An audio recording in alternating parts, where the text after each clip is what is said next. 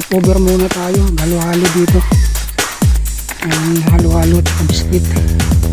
Dito tayo.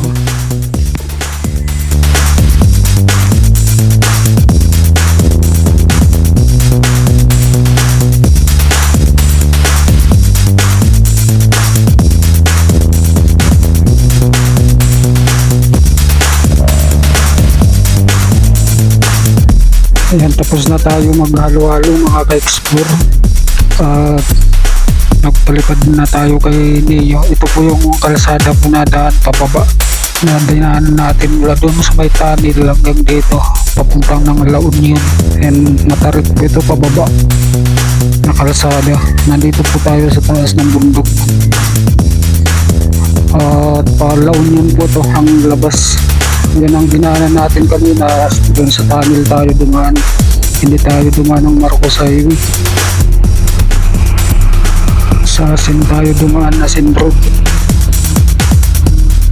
Ito papuntang La Union yan. Doon sa kabila yan mga kalsada dyan. Babaybayin dyan yung baba ng kabundukan. Doon yung malayo pa yan. Doon may mahaba silang tulay doon, napakalayo. Pagka-blown yun na yun sa area ng Cubao yata yan.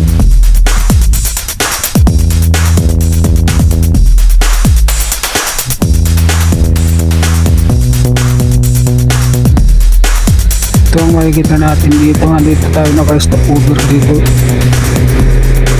Ayan yung galing tayo ng Bagyo yan. Ang kalsada na yan dyan. Nakagandang tanawin dito sa personal mga ka-explore.